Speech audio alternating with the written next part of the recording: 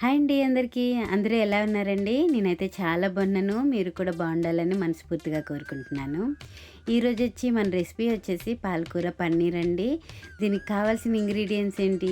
దీనికి ఏమేమి కావాలి? ఎలా చేశాను అన్నది వీడియోలోకైతే వెళ్ళిపోదాము. ముందుగా అయితే వాటర్ బాయిల్ చేసుకున్నానండి. వాటర్‌లోనే మనము పాలకూరను మంచిగా కడిగి వేసుకున్నాను.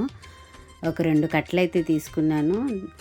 అందులోనే నేను సాల్టు, పంచదార, బేకింగ్ సోడా, తరతర పచ్చిమిర్చి, అందులోనే జీడిపప్పు కూడా వేసుకొని మంచిగా ఉడకబెట్టి నీళ్ళన్నీ తీసేసి దాన్ని మిక్సీ తీసుకొని చల్లారిన తర్వాత మిక్సీ తీసుకొని పక్కన పెట్టుకోవాలండి ఒక బౌల్లో వేసుకొని. అలానే పొయ్యి మీద ఒక బాండీ పెట్టుకొని కొంచెం ఆయిల్ వేసుకొని అందులోనే జీలకర్ర, మంచిగా సన్నగా తరిగిన వెల్లుల్లిపాయ ముక్కలు, ఉల్లిపాయలు మంచిగా వేసి అవి మంచిగా వేగేదాకా మంచిగా వేపుకోవాలండి.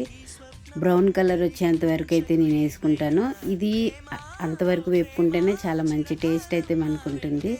ఇది మంచిగా బ్రౌన్ కలర్ వచ్చి వేగిన తర్వాత ఇందులోనే 1 tablespoon ginger garlic paste తీసుకున్నానండి.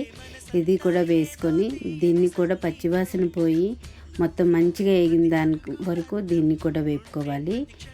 ఇది వేగిన తర్వాత అందులోనే కొంచెం పసుపు, కారం మీరు ఎంత తినగలిగితే అంత, అందులోనే కొంచెం ధనియాల పౌడరు, సాల్టు మీ రుచికి తగ్గ సాల్ట్ వేసుకోవాలి. వేసుకొని అట్లని కూడా కొంచెం కలుపుకొని అవి కూడా మగ్గిపోయిన తర్వాత అందులోనే ఇందాక ఆల్రెడీ మనం ఏదైతే పేస్ట్ చేసి పెట్టుకున్నామో మిక్సీ వేసి దాన్ని వేసుకొని దాన్ని కూడా కొంచెం వేపుకున్న తర్వాత అందులోనే కొన్ని వాటర్ అయితే యాడ్ చేసుకొని దాన్ని కూడా ఉడకబెట్టుకోవాలండి. అది కూడా కొంచెం ఒక 5 మినిట్స్ ఉడకబెట్టుకోవాలి మూత పెట్టుకొని. మళ్ళీ అది ఉడికిపోయిన తర్వాత ముందుగా నేను ఆల్రెడీ వేడి నీళ్ళలో పన్నీర్ కడిగి పెట్టుకున్నానండి. చిన్న చిన్న ట్యూబ్ ముక్కల్లా కట్ చేసి పెట్టుకున్నాను.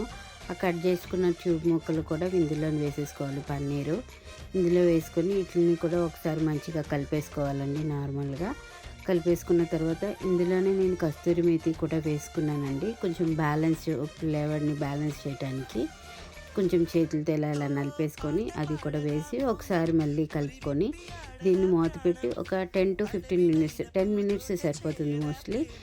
మొత్తం మనం ఏదైతే ఆయిల్ వేసామో ఆయిల్ అంతా మంచిగా పైకి కనబడుతుందండి. అలా కనబడిన దాకా మంచిగా కలిపేసుకొని ఒకసారి చూసుకొని పట్టేసుకోవడమే. చల్లారిపోయిన తర్వాత బౌల్లోకి సర్వ్ చేసుకొని మీరు చపాతీలోకి తినాలన్నా, బటర్ నాన్లోకి తినాలన్నా, ఈవెన్ అన్నంలోకి కూడా చాలా టేస్ట్గా ఉందండి. నేను కూడా ఇది ఫస్ట్ టైం ట్రై చేశాను. నాకైతే చాలా బాగా నచ్చింది. మీ అందరికీ కూడా నచ్చుతుందని ఆశిస్తున్నానండి. ప్లీజ్ అండి నా ఛానల్ మీరు అందరూ సబ్స్క్రైబ్ చేసుకోండి.